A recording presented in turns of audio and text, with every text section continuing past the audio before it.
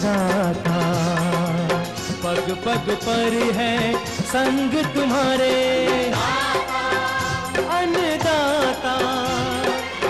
लहू किसानों का बन के पसीना सींचता है धरती का सीना। मेहनत का तेरी हक दिलवाने, नई तकनीक नई खोज बताने। पशुधन को गुणवान बनाना, पौध सुरक्षा को सिखलाना, खेती के सब गुर समझाने, भारत का सरताज बनाने। आठों पहर है संग तुम्हारे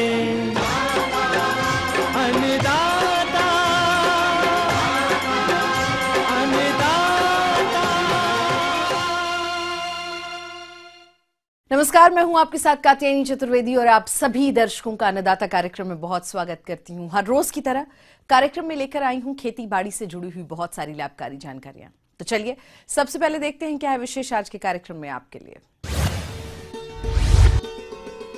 स्वस्थ पौध प्राप्त करने हेतु प्याज की नर्सरी तैयारी पर जानकारी।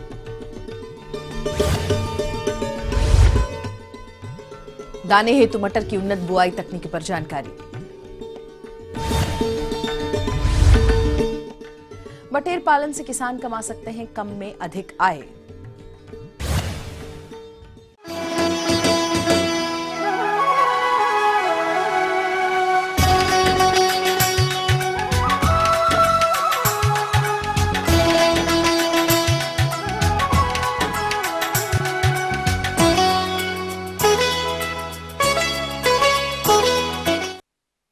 मसाला वर्गीय फसलों के अंतर्गत प्याज की खेती प्रदेश के लगभग सभी क्षेत्रों में की जाती है और ये समय इसकी नर्सरी डालने के लिए उपयुक्त है। लेकिन अक्सर देखने में ये आता है कि हमारे कुछ किसान भाई इसकी नर्सरी पुराने परंपरागत तरीके से ही डालते हैं। वे ना तो बीज किस्म बीजोपचार पर ध्यान देते हैं और ना ही बुआई की दूरी पर, जिससे उन्हें आगे चलकर स्वस्थ पौध की प्राप्ति नहीं हो पाती। और इसीलिए आप स्वस्थ पौध प्राप्त करने हैं तो इसकी नर्सरी डालते समय कौन कौन से महत्वपूर्ण बिंदुओं को ध्यान में रखें, इस बारे में जानकारी के लिए मिलते हैं राष्ट्रीय बागवानी अनुसंधान विकास संस्थान उसरा देवरिया के डॉक्टर रजनीश मिश्रा से।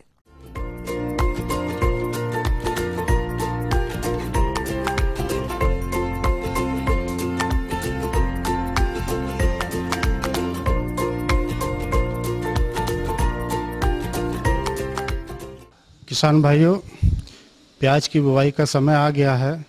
आपने बीज भी खरीद लिया होगा।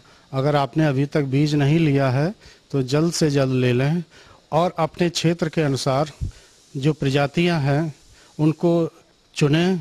और रबी के प्याज में 3 प्रमुख प्रजातियां हैं, Agrifound light red, NHRDF red, NHRDF red 3।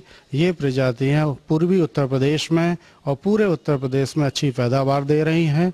इनकी 8 से 10 किलोग्राम प्रति हेक्टेयर के हिसाब से बीज की मात्रा की आवश्यकता पड़ती है और बीज शोधन के उपरांत ही आप इसकी बुवाई करें। बीज शोधन के लिए आपको ट्राइकोडर्मा, कैप्टान या थैरम के द्वारा आप बीज शोधित कर सकते हैं। 2 से 3 ग्राम प्रति किलोग्राम बीज के हिसाब से आप बीज शोधन कर लें। उसके उपरांत खेत की तैयारी करें। खेत की तैयारी के लिए प्याज के लिए आप देखें बलुई दोमट मिट्टी सबसे उपयुक्त रहती है। साथ ही ध्यान रखें अच्छा जल निकास भी होना चाहिए। आप अच्छी तरह जुताई करने के बाद 50 टन गोबर की खाद या 5 टन केचुए की खाद को अच्छी तरह मिला के और भूमि को तैयार कर लीजिए।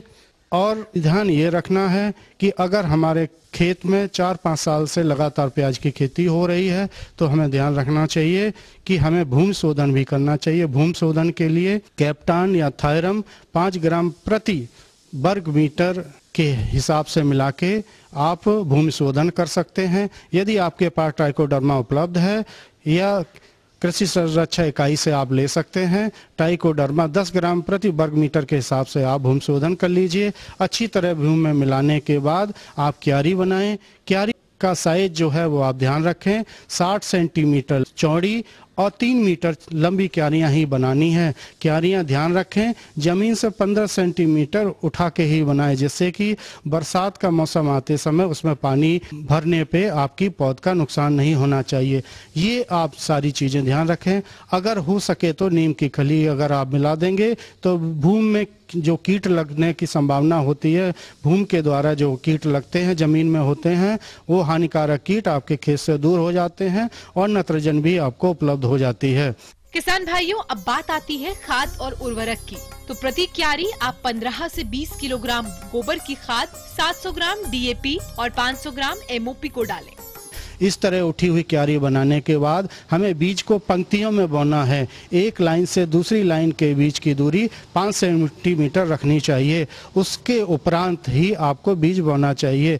अब बीज बोते समय ध्यान रखना है, बीज कहीं पे कम कहीं पे ज़्यादा न डालें, एक मात्रा में डालते रहें, एक लाइन बनाएं, क्योंकि बीज लाइन में ही डालना है, जिससे कि खरपतवार निकालते समय और दवाइयां डालते समय, छिड़काव करते समय आपको सुविधा होगी। बीज बोने के उपरांत गोबर की सड़ी खाद या केचुए की खाद को एक पतली परत के रूप में खेत में बिछा दें।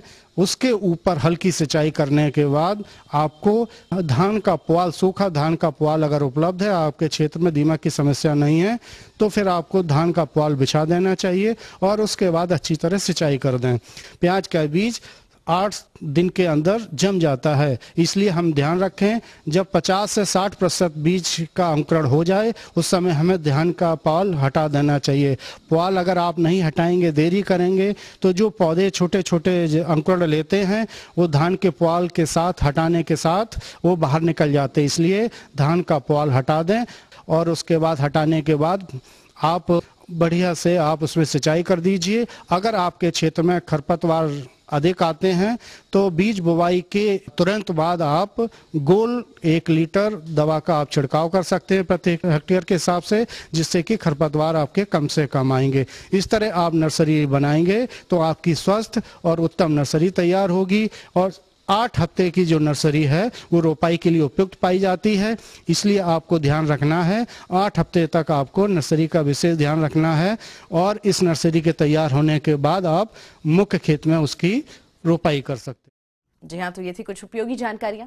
एक बहुत छोटे से ब्रेक के लिए यहाँ रुकते हैं, जल्द लौटेंगे, आप बने रहिए हमारे साथ।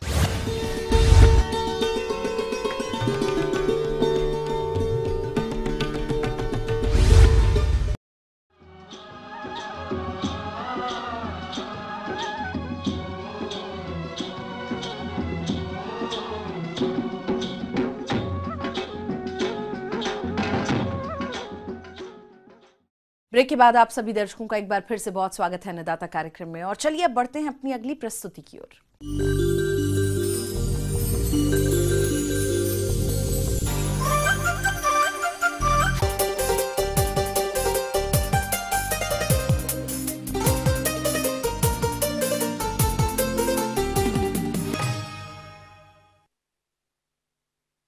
हमारे प्रदेश में दाने हेतु मटर की खेती बहुतायत रूप से की जाती है और जो किसान भाई इस समय इसकी खेती करना चाहते हैं वो इसकी अधिक उपज देने वाली प्रजातियों का चयन कर उन्नत तकनीक से बुआई करें। अन्यथा बुआई के समय की गई कोई भी लापरवाही फसल के विकास और उपज दोनों पर विपरीत प्रभाव डालेगी। तो कैसे करें दाने हेतु मटर की उन्नत तरीके से बुआई, इस बारे में जानकारी के लिए आइए मिलते हैं कृषि विज्ञान केंद्र वाराणसी के विषय विशेषज्ञ डॉक्टर अंगद प्रसाद से।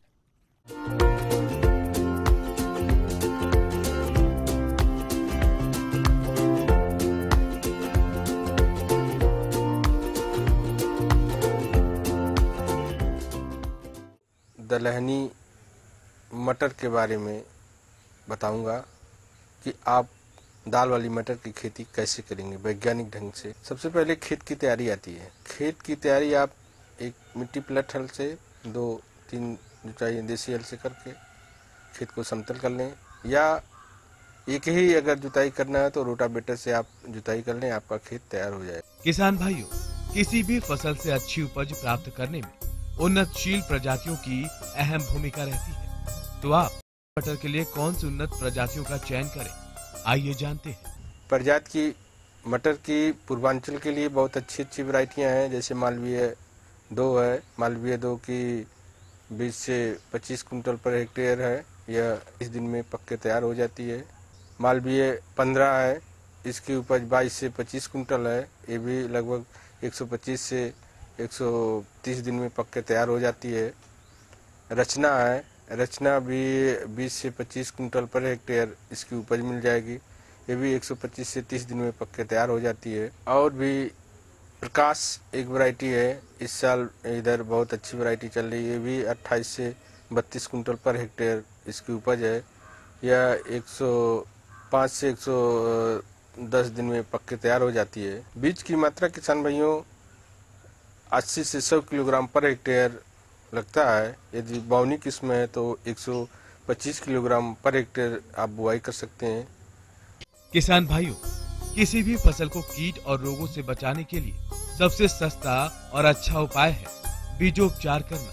तो आप मटर के बीज को सर्वप्रथम 2 ग्राम कार्बेंडाजिम दवा से प्रति किलोग्राम बीज को उपचारित कर लें। उसके बाद आप राइजोबियम कल्चर से बीज को उपचारित करें। किसान भाइयों, आपको राइजोबियम कल्चर, इसमें दलहनी फसलें, जो भी दलहनी फसलें हैं वह प्रयोग करना अति उत्तम होता है, क्योंकि जब आप राइजोबियम कल्चर से बीज को उपचार कर लेते हैं तो उसमें बीज बीमारी कम आती, उत्पादन क्षमता अधिक हो जाती है। उर्वरक जो भी दलहनी फसलें हैं उसमें नाइट्रोजन की मात्रा लगभग 15 से 20 kilogram per hectare, 60 kilogram phosphorus, 40 kilogram potash, 20 kilogram गंधक पर हेक्टेयर की दर से तत्व के रूप में प्रयोग करना चाहिए। बुआई आप लाइन सोइंग करें, सीड्रिल से करें या कूड़ों में करें।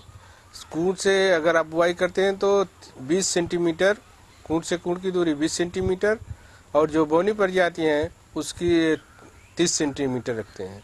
आप सीड्रिल से बुआई करेंगे या लाइन सोइंग से बुआई करेंगे तो आपकी उपज की पैदावार बढ़ जाएगी। बुने का उपयुक्त समय इस समय 15 अक्टूबर से 15 नवंबर तक आप मटर की बुआई कर सकते हैं।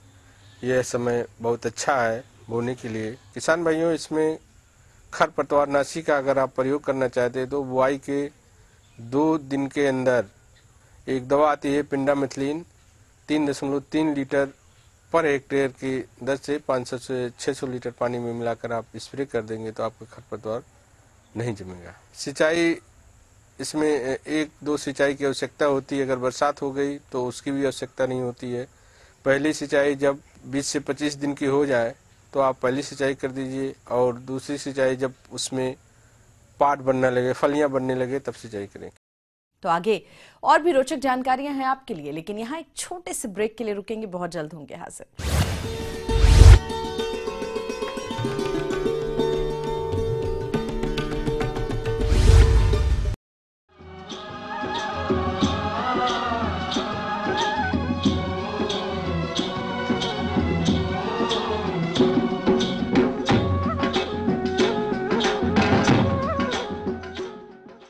ब्रेक के बाद आप सभी दर्शकों का एक बार फिर से बहुत स्वागत है, और चलिए अब रुख करते हैं अपनी अगली कड़ी की ओर।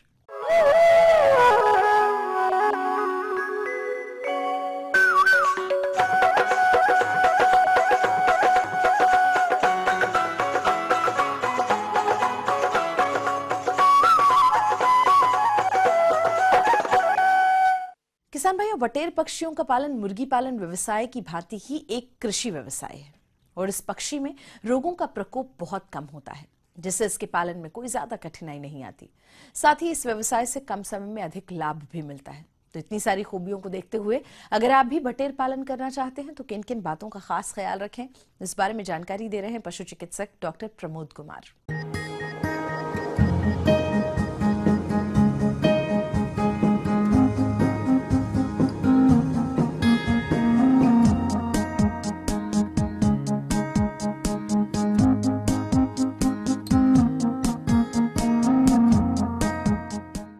बटेर पालन एक बहुत ही सुरक्षित व्यवसाय है। जो भी किसान भाई जो ब्रॉयलर मुर्गी फार्मिंग करते हैं उसके बजाय बटेर फार्मिंग करके या उसके साथ साथ बटेर फार्मिंग करके ज़्यादा फायदा कमा सकते हैं। बटेर फार्मिंग जिसमें हम लोग बटेर को पालते हैं, ये जापानीज क्वेल है, जिसको कि अभी करीब पिछले 2 दशक से इसको डोमेस्टिकेशन किया गया है, रियर किया जाता है। किसान भाइयों, बटेर के चूजों को हमेशा विश्वसनीय हैचरी से ही खरीदें। देसी पक्षियों के स्थान पर अगर किसान बटेरों की उन्नत नस्लों का पालन करे तो ये अधिक लाभदायक रहेगा। जहाँ तक प्रदेश के लिए बटेर की उन्नत नस्लों की बात है तो वे इस प्रकार है। बटेर का जब भी चूजा हम खरीदते हैं तो करीब 2 सप्ताह या 3 सप्ताह का चूजा खरीदते हैं, क्योंकि 1 सप्ताह का चूजा का वजन बहुत कम होता है, करीब 6 ग्राम होता है, और मृत्यु दर बहुत ज़्यादा होता है शुरू के करीब 1 से 2 सप्ताह तक, करीब 15% होता है। तो जब भी किसान भाई बटेर खरीदें तो वो 2 सप्ताह या उससे ऊपर का बटेर खरीदें। अगर उन्नत किस्म का चूजा चाहिए तो खैरी इज्जतनगर से प्राप्त कर सकते हैं। खैरी सेंट्रल एवियन रिसर्च इंस्टीट्यूट है बरेली में, और वहाँ इसका उन्नत किस्म का खैरी उत्तम या और भी इसका जो उन्नत किस्म का प्रजाति है उसको आप वहाँ से ले सकते हैं। अक्सर बटेर पक्षियों की मृत्यु चूजा अवस्था के दौरान होती है और इसका प्रमुख कारण है किसान इस समय चूजों की देखभाल में लापरवाही बरतते हैं। इसलिए बटेर के चूजों की शुरुआती अवस्था से ही देखरेख किस प्रकार से करनी है, आइए जानते हैं। ब्रूडिंग मैनेजमेंट के बारे में कुछ बताना चाहते हैं। ब्रूडिंग मैनेजमेंट में जो चूजा जो अंडा से निकला उसके बाद से शुरू का 2 से 3 सप्ताह तक का जो मैनेजमेंट होता है वो काफ़ी जरूरी होता है, क्योंकि वही वह समय होता है जब आपका प्रॉफिट मार्जिन बढ़ाता है। तो ब्रूडिंग मैनेजमेंट जरूर से इम्प्रूव करके रखें ताकि शुरू का जो मोर्टलिटी हो, मरने का मृत्यु दर हो, वो काफ़ी कम हो। उसके लिए जब भी शुरू का 2 सप्ताह में हम लोग उसको टेम्परेचर करीब 35 डिग्री सेल्सियस टेम्परेचर देते हैं, मॉइस्चर करीब 70% के आसपास होना चाहिए, और ये धीरे धीरे इसका टेम्परेचर कम करते हैं अप टू रूम टेम्परेचर। तो अगर आप 3 सप्ताह का उम्र अगर उसका पार हो जाता है उसके बाद वो एडल्ट स्टेज में आ जाएगा और वो उसमें काफ़ी हार्डी हो जाएगा। उसमें उसको बहुत ज़्यादा केयर करने की जरूरत नहीं है, लेकिन शुरू के दिनों में उनको केयर करने की काफ़ी जरूरत है। बटेर पक्षियों का अच्छा विकास एवं अधिक अंडा उत्पादन हो, इसके लिए किसान इनका आहार प्रबंधन किस प्रकार से करे और इनके आहार में किन किन अवयवों का समावेश करे, आइए जानते हैं। इसका मीट में और अंडा में प्रोटीन परसेंटेज ज़्यादा है कंपेयर टू चिकन, तो निश्चित रूप से उसके आहार में भी हमको ज़्यादा प्रोटीन देना पड़ेगा। तो जो नॉर्मल ब्रॉयलर को जो भी दाना हम लोग खिलाते हैं, नॉर्मल प्रैक्टिस है कि 1 बोरा ब्रॉयलर कंसनट्रेट में 1 बोरा मकई मिला करके लोग खिलाते हैं। आप उस तरह भी दाना बना सकते हैं, लेकिन इसमें अतिरिक्त प्रोटीन के लिए आपको फिश मिल या हैचरी वेस्ट या फिर इस टाइप का कोई सोयाबीन मिल आपको ऐड करना पड़ेगा ताकि इसका प्रोटीन परसेंटेज को बढ़ा सकें। ये करीब 7 सप्ताह जब इसका उम्र होगा उस समय ग्रेजुअली इसका प्रोटीन परसेंटेज हम लोग कम करते हैं, और वही स्टेज होता है जब ये अंडा देना शुरू करती है। और इसके बहुत सारे फायदे हैं। जो हम लोग ब्रॉयलर फार्मिंग करते हैं या लेयर फार्मिंग करते हैं, अंडा के लिए जो मुर्गी को पालते हैं, उसकी तुलना में इसमें ज़्यादा फायदा है। इसका कारण ये है कि बटेर का साइज छोटा होता है, करीब 250 से 300 ग्राम का है, तो आप जितने स्पेस में एक मुर्गी को रखते हैं उतने स्पेस में करीब 4 से 5 बटेर को आप रख सकते हैं। जो कन्वेंशनल तरीका है डीप लिटर सिस्टम या जो केज सिस्टम में जो बटेर को रखते हैं, कम स्पेस में रख सकते हैं इसको। जितना स्पेस में हम एक ब्रॉयलर मुर्गी रखते हैं उतना ही स्पेस में हम 5 बटेर रख सकते हैं। ये चूँकि हम ये हार्डी ब्रीड है, तो जो एडल्ट बटेर है उसमें बीमारी बहुत कम होता है। तो जो भी जो वैक्सीनेशन जो टीकाकरण रेगुलर करवाते हैं उसका ज़रूरत इसमें नहीं पड़ता है। डिवर्मर का भी ज़रूरत नहीं पड़ता है, चूँकि काफ़ी हार्डी ब्रीड है। इसमें जो मृत्यु दर है काफ़ी कम है।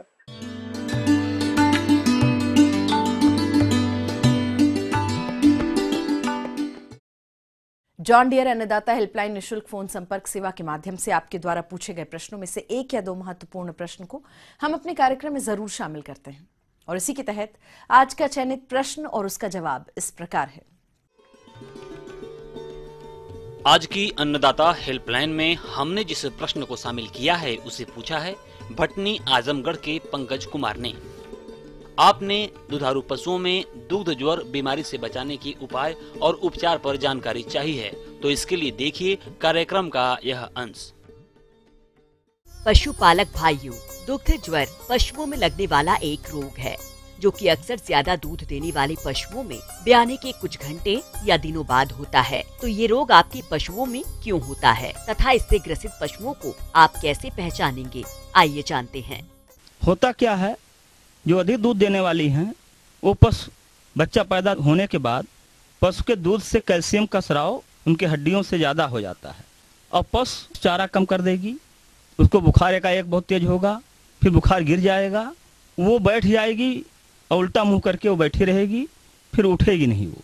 तब आपको समझ लेना चाहिए कि दूध ज्वर का असर इस पर आ रहा है। इसका मुख्य लक्षण यही है। पशुपालक भाइयों, जैसा कि आप लोग जानते ही हैं कि किसी भी बीमारी के उपचार से अच्छा उसका बचाव करना ही होता है।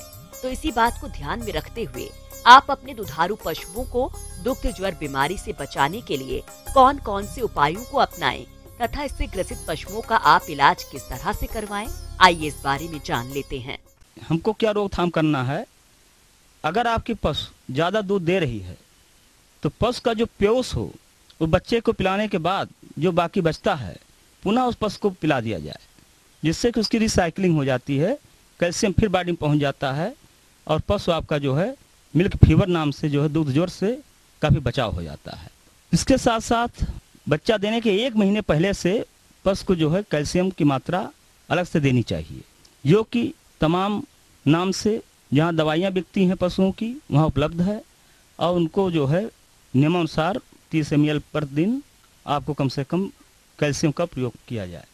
इसके साथ साथ परमानेंट लगातार हमेशा आप जो है खड़िया मिट्टी का अगर प्रयोग करते हैं 5 ग्राम प्रति पशु को तो इसकी संभावनाएं कम होती हैं। लेकिन जब ये रोग प्रभावी हो जाता है, प्रभावशाली हो जाता है, तो इस सबका रोल खत्म हो जाता है। अंतोगत्ता आपको पशु चिकित्सक की सलाह से कैल्शियम का जो है उसके नसों में चढ़ाया जाता है, जिससे वो अतिशीघ्र इस रोग से कंट्रोल किया जा सकता है।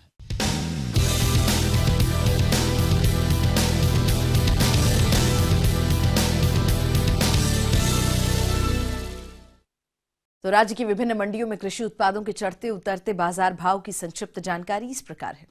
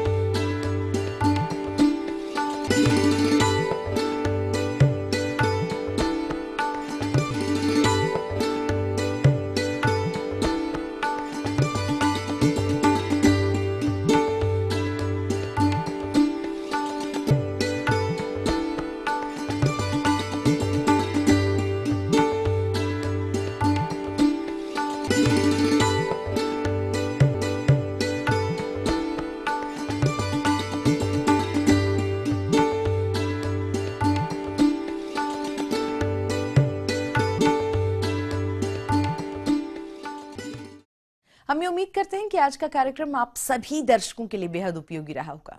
किसान भाइयों, अन्नदाता आपकी सेवा के लिए संकल्परत है और कृषि संबंधित समस्या और सुझावों के लिए आप हमें इस पते पर संपर्क भी कर सकते हैं। तो चलिए हमारा पता लिख लीजिए।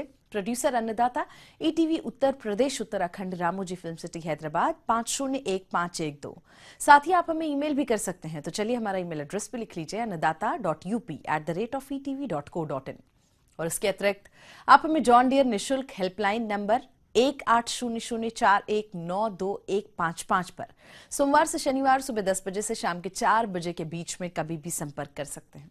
तो चलिए अब देखते हैं कल दिखाए जाने वाले कार्यक्रम की मुख्य झलकियां। सरसों की भरपूर पैदावार देने वाली प्रजातियां और उन्नत बुआई तकनीक।